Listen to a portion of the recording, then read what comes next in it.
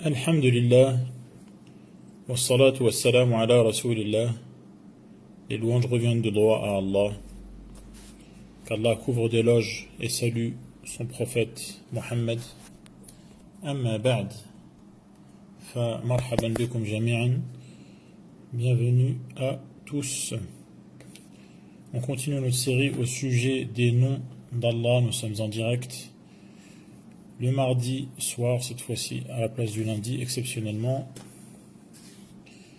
Et les 10 premiers jours du mois de Dhu al-Hijjah approchent. Ces 10 jours où les actions prennent leur pleine valeur et ont plus de mérite que durant tous les autres jours de l'année. Les 10 premiers jours du mois de Dhu al-Hijjah, et là on arrive vers la fin du mois Dhu al-Qa'dah.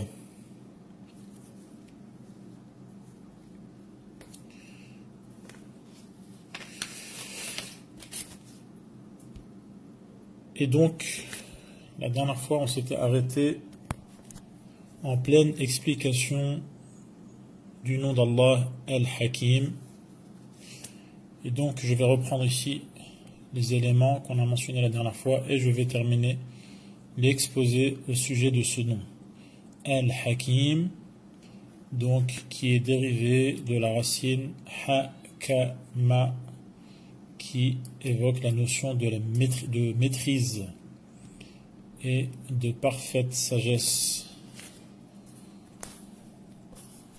Et donc, Al-Hakim, Allah, Al-Hakim, c'est-à-dire qu'il a pour qualité la hikmah, et donc il est parfaitement sage et il tranche avec une parfaite justice entre ses esclaves.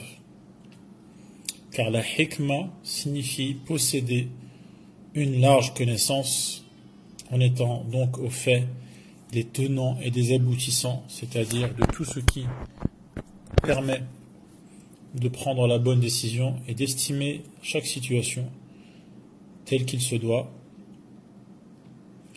Et la hikmah implique également d'être louable, c'est-à-dire que tout ce que le hakim, le sage, le grand maître, tout ce qu'il va faire, le grand maître dans le sens de la maîtrise, de l'expertise, de la perfection, de la connaissance et également de l'action. Puisqu'il est hakim, il sera donc très louable, c'est-à-dire que tout ce qu'il dit ou tout ce qu'il fait ne peut attirer de la part d'autrui que les remerciements, les compliments. En effet, Al-Hakim, c'est celui qui agit dans chaque situation comme il se doit, de la manière la plus appropriée, sans que personne n'ait à y redire. Allah possède donc la hikmah pour ce qui est de sa création. Sa manière de créer contient la hikmah, la sagesse, ainsi que ses ordres concernant le destin et ses ordres concernant la religion. Tout cela est parfaitement maîtrisé. La sagesse relative à la création tient au fait qu'Allah a conçu cet univers à juste raison. Il n'a pas été créé en vain, de manière complètement absurde et farfelue. Bien au contraire, ce monde, cette création a une finalité qui est entièrement juste, à savoir que nous, les créatures, connaissions Allah afin de l'adorer comme il se doit, et également afin d'être jugés et donc récompensés ou punis en fonction de nos actes et de la réponse qu'on a donnée aux messagers dépêchés, envoyés, missionnés par justement le créateur de cet univers. C'est donc une juste raison qui soutient ou qui est derrière cette création.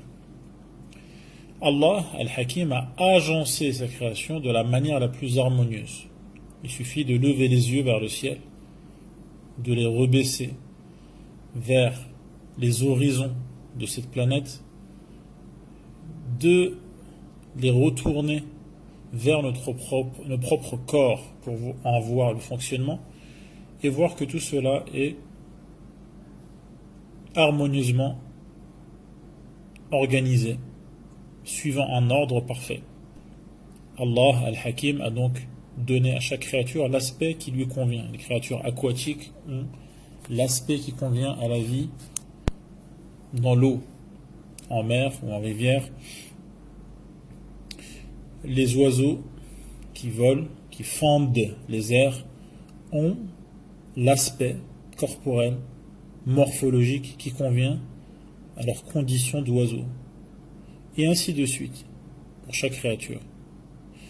Allah a même donné à chaque partie qui constitue chaque créature, et donc chaque membre, chaque organe, l'aspect le plus adéquat dans l'ensemble qu'il constitue et qui est le corps. Chaque membre a une fonction et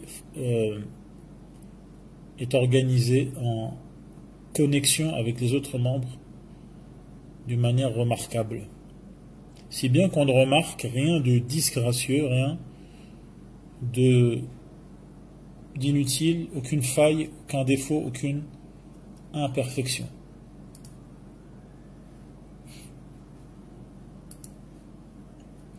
On peut même aller plus loin en disant si toutes les intelligences s'unissaient pour proposer un type de création meilleur que ce qui existe déjà, eh bien ces intelligences en seraient tout simplement incapables.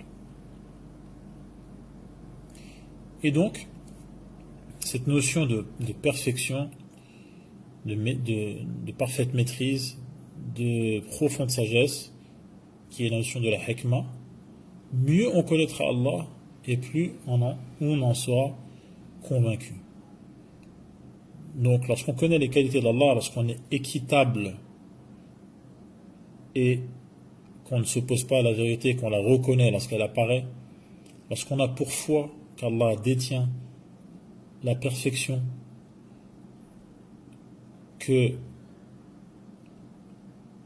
qu'indique chacune de ces qualités, perfection que les créatures ne parviendront jamais à cerner complètement, et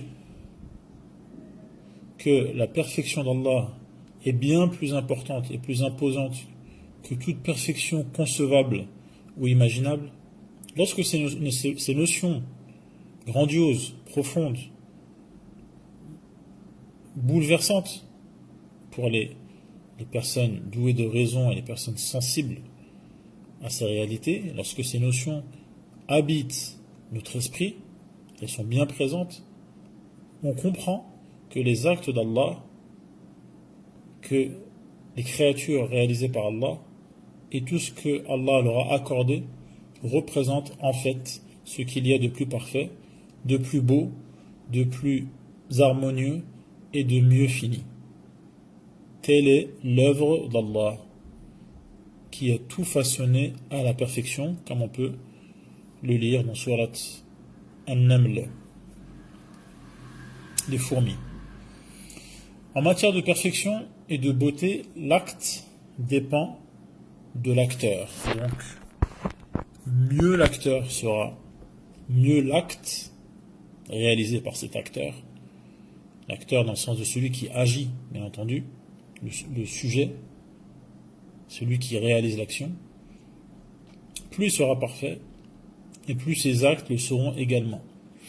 Et donc ces actes, la beauté de ces actes, la perfection de ces actes, dépendent de la beauté de celui qui agit lui-même et de sa perfection lui-même. Également,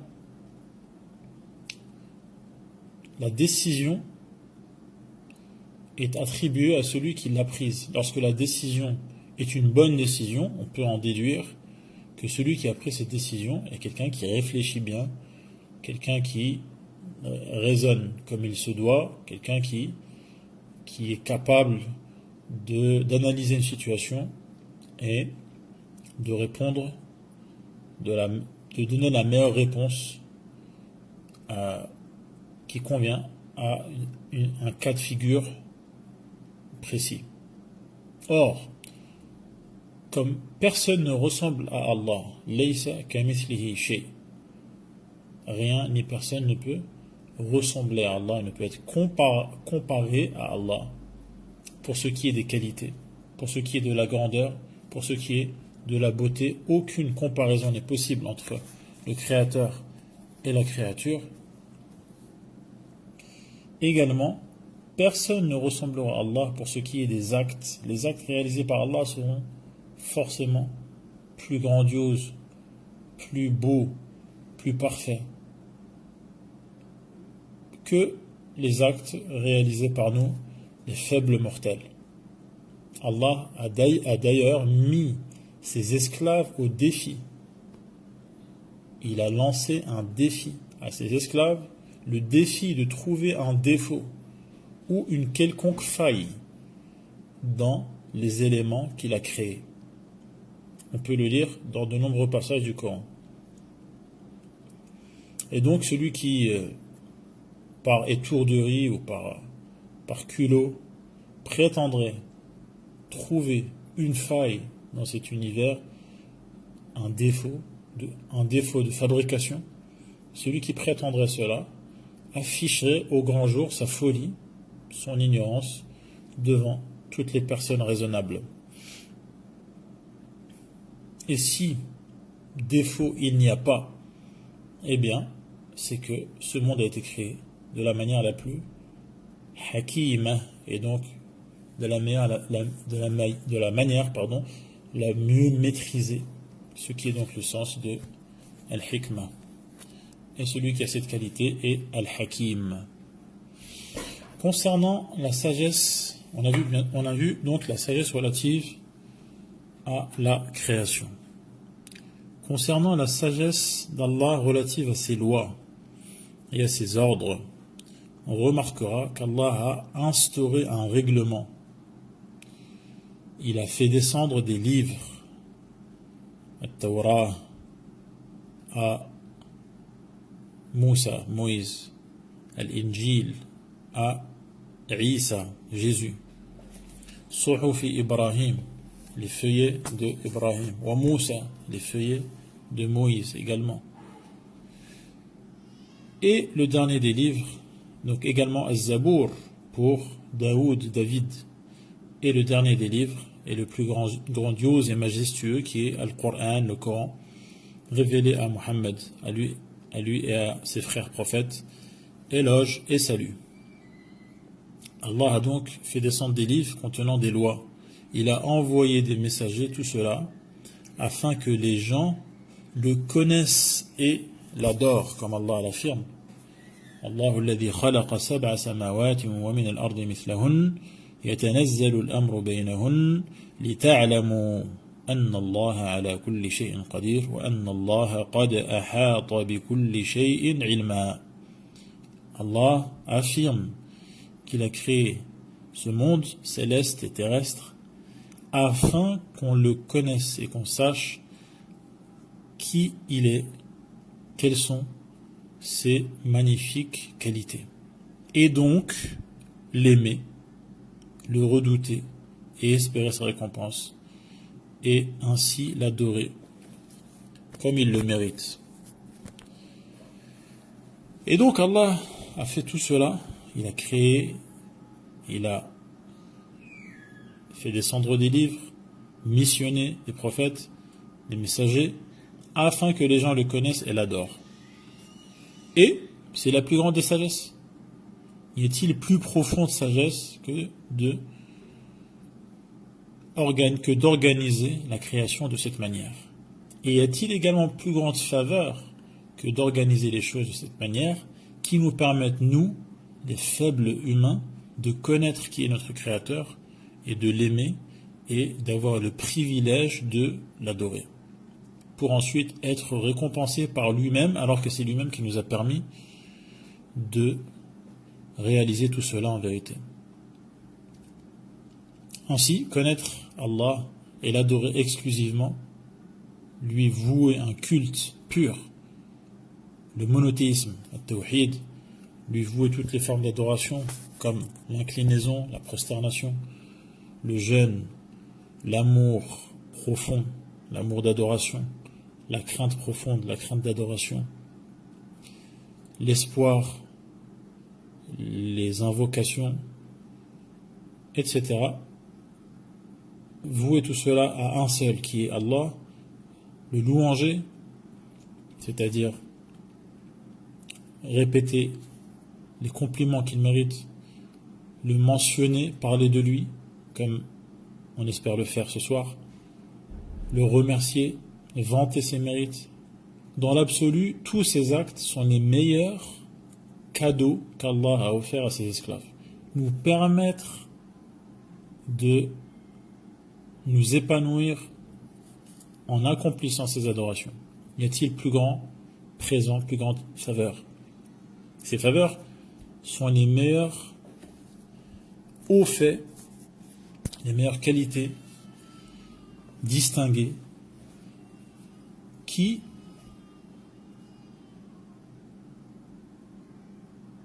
sont la marque des gens à qui Allah a fait cette énorme faveur. Ces distinctions constituent le comble du bonheur, de la joie, de la félicité du cœur et de l'épanouissement de l'âme. Par ailleurs, ces actes d'adoration exclusivement voués à Allah demeurent l'unique moyen d'atteindre le bonheur éternel et le succès permanent.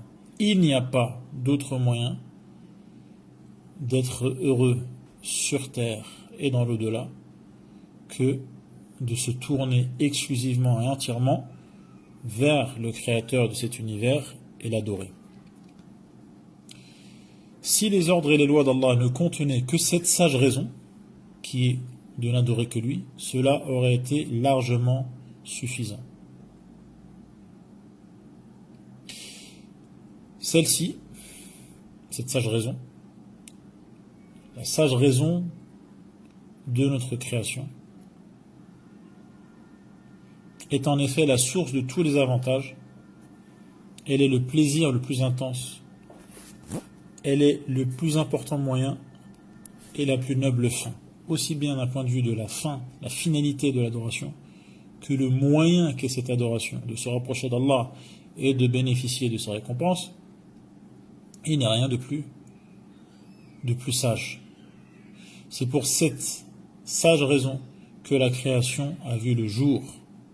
C'est pour cette sage raison que la rétribution fut établie. La rétribution, c'est-à-dire la récompense ou la punition. C'est pour cette sage raison que le paradis et l'enfer furent créés. C'est pour cette sage raison que les lois relatives à la religion, et donc la charia, les règles de l'islam, et les lois relatives à la rétribution, c'est-à-dire la justice qu'Allah rendra dans l'au-delà, en punissant ceux qui le méritent et en étant indulgent et bon envers ceux à qui il a voulu faire une faveur. Pour cette sage raison, donc, qui soutient les lois religieuses et la rétribution fixée par le roi, Jabbar, le roi Allah subhanahu wa ta'ala al-Hakim. C'est pour cette sage raison donc que tout cela s'applique à sa créature. Par ailleurs, les lois d'Allah comportent toutes sortes d'avantages. Les faits qu'il relate, donc les histoires qu'on peut lire dans le Coran, les hadiths qu'on peut feuilleter, tous ces faits inondent nos cœurs de savoir, un savoir utile, une vraie connaissance qui ne sont pas de simples informations, comme pourrait glaner celui qui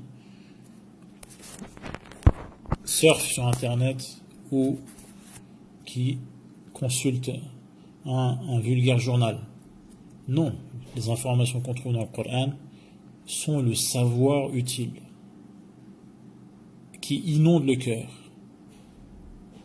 et qui lui procure des convictions qui sont saines et épurées et qui permettent aux musulmans de marcher droit et de se débarrasser de ses vices. Et ces connaissances alors acquises sont une véritable mine d'or. Les ordres donnés par Allah sont également tous à notre avantage. Lorsqu'Allah nous ordonne de faire une chose, en fait c'est pour notre bien. Et ces ordres donnés par Allah, ces obligations, ces contraintes religieuses sont à notre avantage et engendrent des bonnes habitudes qui font de nous des gens bien, des gens de vertu. Cela fait naître chez le musulman la bravoure, les bonnes actions, la parfaite manière d'agir et également, en plus, l'énorme récompense. Également, tous les interdits fixés par Allah, Al-Hakim, sont confirmés par la raison saine et l'instinct naturel. La raison saine, les gens qui réfléchissent comme il se doit, sans avoir une réflexion erronée par l'éducation ou par la culture ou ambiante qui aurait détourné la faculté de raisonner de sa nature. Ceux qui ont gardé un instinct naturel encore intact et pas altéré et travesti, ces gens-là confirment que les interdits qu'il y a dans l'islam sont des interdits qui sont fondés. Car ils ne concernent ces interdits que ce qui nuit, ce qui est mauvais, à la faculté de raisonner, donc ce qui altère notre faculté de raisonner, comme l'alcool par exemple, ou les substances qui altèrent la raison, la faculté de raisonner, ou ces interdits sont des choses qui nuisent aux bonnes manières ou qui nuisent à l'honneur de l'humain, à sa dignité, ou qui nuisent à l'intégrité de son corps, qui sont mauvaises pour sa santé, ou qui nuisent à ses biens, donc qui aboutissent au gaspillage des biens matériels, ou à leur altération, ou à des dommages matériels ou corporels, donc comme on l'a dit précédemment. Voilà pourquoi ces choses sont interdites. Parce que elles ne sont absolument pas dans notre intérêt. Bref, pour conclure au sujet de ce nom, Al-Hakim, la loi divine appelle à tout ce qui est complètement ou majoritairement avantageux. C'est-à-dire que lorsqu'il y a une obligation religieuse, et donc un ordre à laquelle la loi d'Allah nous appelle, c'est que cette chose à réaliser, cet acte à réaliser, à accomplir, il est avantageux, soit complètement, c'est-à-dire à 100%, ou majoritairement avantageux, c'est-à-dire que, vu de manière globale, cela est à notre avantage. Également, les interdits qu'on trouve dans les lois de l'islam, les choses qui sont interdites, qui sont haram, elles le sont parce qu'elles sont complètement ou majoritairement nuisibles. Elles sont nuisibles, elles sont mauvaises pour nous. Donc on a dit pour nous, c'est-à-dire pour notre raison, ou pour nos bonnes manières, ou pour notre honneur, ou pour l'intégrité de nos corps, ou de nos biens matériels, eh bien cela est nuisible, soit à 100%, soit en majorité, de manière majoritaire. C'est-à-dire qu'il peut y avoir quelques aspects qui peuvent paraître à vous présenter un quelconque intérêt, mais les méfaits sont bien plus importants. Allah est donc parfaitement sage, aussi bien dans ce qu'il crée que dans les ordres ou les interdits qu'il fixe dans ses lois. qu'il s'agisse des généralités ou des détails. Les lois régissant la rétribution des actes sont également en parfaite harmonie avec cette sagesse, c'est-à-dire qu'on retrouve également cette sagesse le jour du jugement, lorsqu'Allah tranchera et lorsqu'il rendra la justice. Sa punition ou sa récompense sera également basée de cette sagesse, puisqu'il est Al-Hakim. Wallahu a'lam. Voilà donc au sujet de ce nom. Je vous donne rendez-vous, Inch'Allah, lundi prochain, Inch'Allah, à la même heure. Wassalamu alaikum wa rahmatullahi wa barakatuh.